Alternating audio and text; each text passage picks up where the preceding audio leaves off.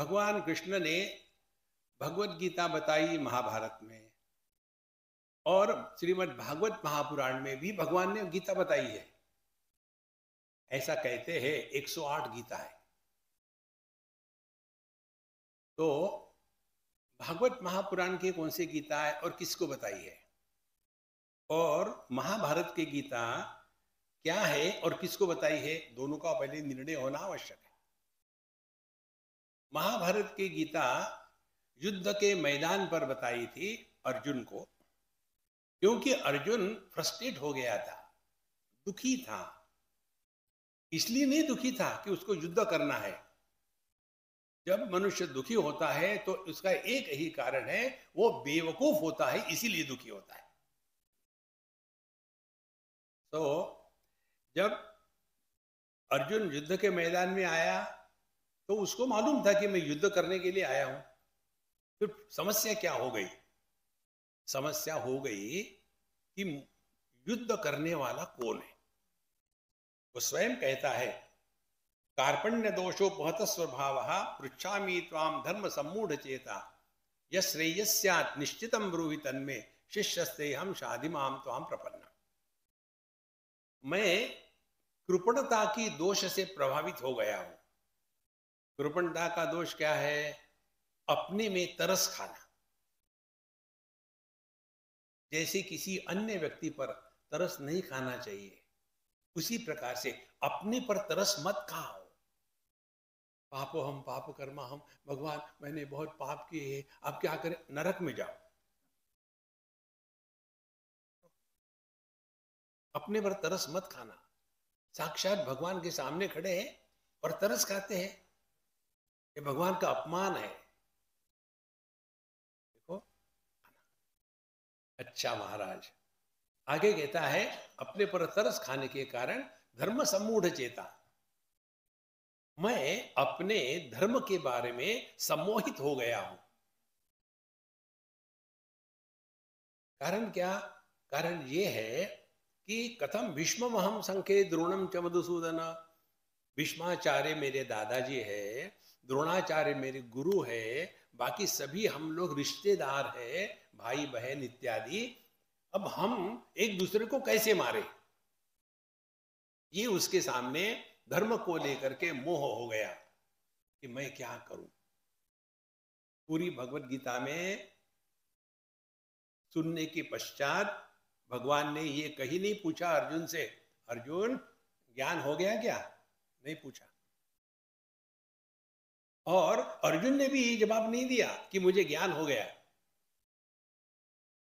भगवान ने पूछा, कच्चिद एत श्रुतम पार्थ त्वया एकाग्रेण चेतसा कच्चिद अज्ञान सम्मोह प्रनश्चस्ते धनंजय। हे अर्जुन, तुम्हारे दिमाग में जो मोह है वो खत्म हो गया कि नहीं? और अर्जुन का भी वही उत्तर है, नष्टो मोह स्मृति लब्धा तत्प्रसादात्मयाच्युत स्थितोस्मि गत संदेह करिष्ये वचनम तव। मेरा मोह नष्ट हो गया है। तो पूरी भगवत गीता क्या बताती है? ना कर्म बताती है, ना योग बताती है, ना भक्ति बताती है, ना ज्ञान बताती है। इतनी ही बताती है, जो आपने जो मंत्र सुना पहले अंग्रेजी हिंदी में, वो ज्ञान का आनंद का महामंत्र है। We call it and happy मंत्रमाला। पूरी भगवत गीता आपको एक लाइन में समझनी है तो ये मंत्र है, wherever you are, whenever you are, whatever you are, be 100%। Arjun कहाँ था? युद्ध के मैदान पर। कब था? युद्ध के समय। तो क्या होना चाहिए था?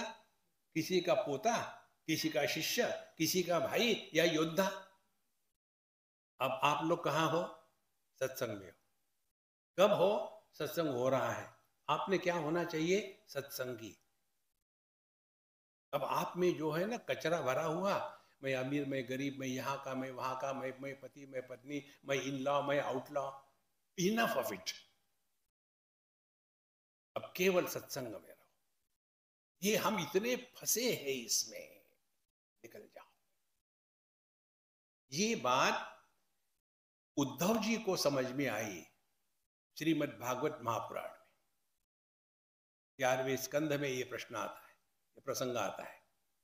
जब भगवान ने अपनी लीला समाप्त करने का निश्चय कर लिया, तब उद्धव जी आकर के पूछते हैं कि भगवान मैं कैसे जीऊं, आप तो चले जाएंगे तो, क्योंकि मैं तो आपके सिवा रह ही नहीं सकता, कैसे रहूं मैं। तो हम सब लोगों की क्या भावना है, देखो एक श्लोक आता है संस्कृत में, बड़ा अच्छा श्लोक है, उत्तमा सहजावस्था, मध्यमा ध्यान धारणा, मूर्ति पूजा अधमावस्था और तीर्थ यात्रा धमाधमा।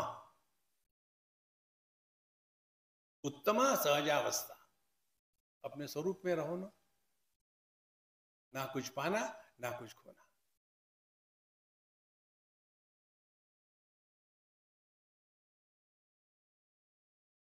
ये आपका जो अनुभव है ना इस क्षण,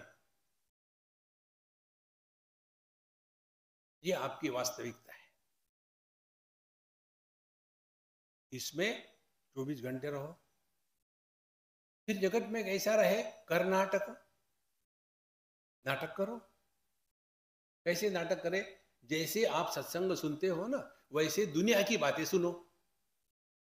सत्संग कैसे सुनते हैं, सत्संग का हम पर कोई प्रभाव नहीं होता, इसी प्रकार से दुनिया का भी हम पर कोई प्रभाव न होवे, आपने सब सीख लिया। तो सत्संग में हम तो कहते हैं कि देखो तुम साक्षात ब्रह्म हो, तत्वमसी, तुम साक्षात परमात्मा स्वरूप हो। मामे जी आप हमारे मजाक उड़ा रहे, हम कहाँ भगवान है। अच्छा तुम बेवकूफ हो, तो उनको लगता है कि इनको कैसे पता चला।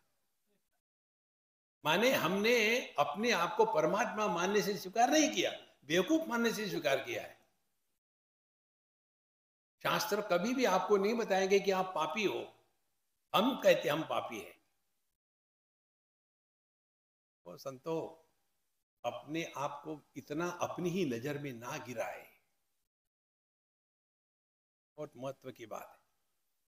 तो जो हमारे उद्धव जी थे वो भगवान को कहते कि भगवान आप तो अपनी लीला सवरण करके चले जाओगे, मैं पीछे रहूंगा तो मैं कैसे रहूं इस दुनिया में।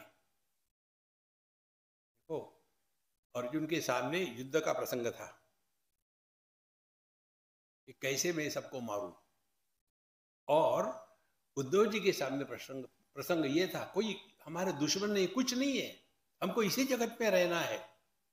हमारे सबकी स्थिति उद्धव के जैसी है, अर्जुन के जैसी नहीं है। तो, तो क्या करे, कैसे रहे, हे भगवान हमको बताइए। तो जो उपदेश भगवान श्री कृष्ण ने अर्जुन को उद्धव जी को दिया था, वो उपदेश आपके हमारे लिए आध्यात्मिक जीवन जीने का है।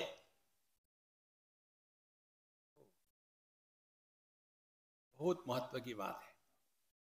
भगवान कहते हैं परस्वभाव कर्माणि न प्रशंसेत न गर्हयेत, विश्वमेकात्मकं पश्यन् प्रकृत्या पुरुषेण च, परस्वभाव कर्माणि न प्रशंसति न निंदति, स आशु भ्रश्यते स्वार्थात् असति भाव अविनिवेशिता।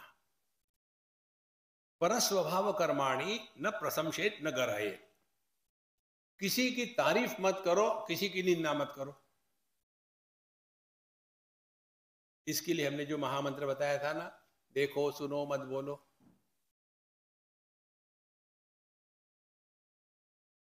कितनी महत्व की बात है। All of us have different attractions. Somebody likes childhood, somebody likes teenage, somebody likes middle age, somebody likes old age. So is the case with the story of Bhagwan Sri Krishna. There are some people, they like only the childhood. There is one sampradaya in Bharat, it is called Pushti Marga. One purpose of Upasana is to keep oneself occupied so that we are not a problem for others. This is most important thing. And when you do it regularly, sincerely, slowly you start developing love for the God. Anything you play with for a long period of time, you develop love for that. Even your pillow. I want only that pillow, then only I will sleep. So such a dumb thing like a pillow, we want the same thing. If you are doing your upasana in this manner, that will keep you busy. And when you are busy, others are happy. They say, na, when you attend satsanga, there is happiness. But they don't tell you. Now I'll tell you. There is happiness at your home. Because all of you come here. If you are at home constantly creating problem for everybody, therefore go to satsanga. So for those who are attracted toward the children, for them Bhagavan Krishna is available. Then those who are interested in knowing some out of the world stories, for that also Bhagavan Krishna is available. See? And then the Putana comes, she is killed, then so many Rakshasas come, then they are killed, then Kamsa is killed. Like that his story goes, and you develop yourself according to your ability. By the time Bhagavan Krishna has left this Gokul or his place, then he goes to Vrindavan. So why he goes to Vrindavan? There was a problem. So he ran to the Vrindavan. There he stayed. There he had lot of leelas. Here the teenagers are interested. In short, Bhagavan Krishna is tailor-made for every one of us. Whatever you want, he is available in that form. And as the time goes, we study his various leelas, and then we come to the Mahabharata. And in that Mahabharata, we come across Bhagavad Gita.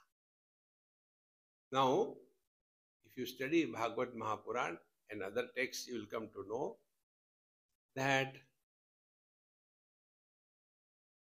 one thing which we should learn from his total life is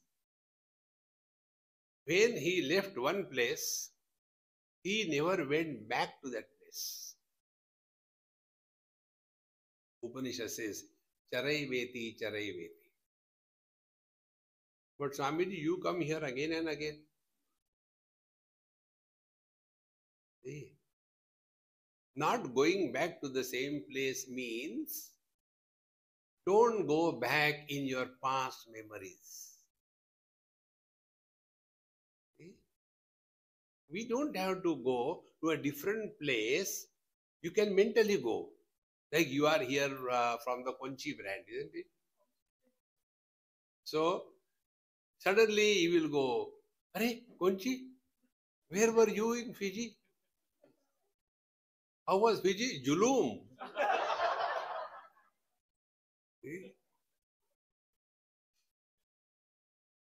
So, the moment you think about your past, you are going from one place to another. Bhagavan Krishna never went back. This is the story we have to learn from him. And then he played every kind of role. Like the space supports every shape. Space supports everything. Doesn't reject anything. Doesn't oppose anything. And yet doesn't get influenced by anything.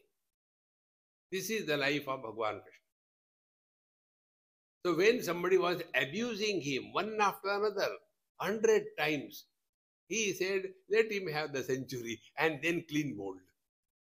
See, friends, therefore, we as the seekers of truth, what we should understand from the life of Bhagavan Krishna. See, the stories are meant for us to learn. If we don't learn, then we are like the robot or we are like the tape recorders. Like the tape recorder goes on playing Hare Rama, Rama Rama, Hare Hare. And when the tape recorder breaks, he's realized, no, we have to bring it in our heart. So what we have to learn from the life of Bhagwan Sri Krishna, which is useful for us in today's world. And that is why everywhere we emphasize study of Bhagavad Gita must form an integral part of our spiritual practice. See, what we do here, puja, pothi, and offering the flowers, naivedya, etc., is all necessary. But that is not all. See, we receive some guest and we receive him and put a garland and this thing, that thing, and after that ask him to do something. Acha, chale jao. Aur khana bhi khana hai. Exactly the same way. We don't have to glorify Bhagwan. We have to learn from his life. The first thing that we have to learn, and which I try to practice as much as I can, do not talk about your past. This is one of the most important spiritual practice. Learn to remain here and now 100%. Bhagwan Krishna has descended in you. Otherwise, all the time, the same old stuff in 300 years before they came here is okay, over now. To remain in the present. This is very important. And therefore, he was always in the present. He has never looked behind.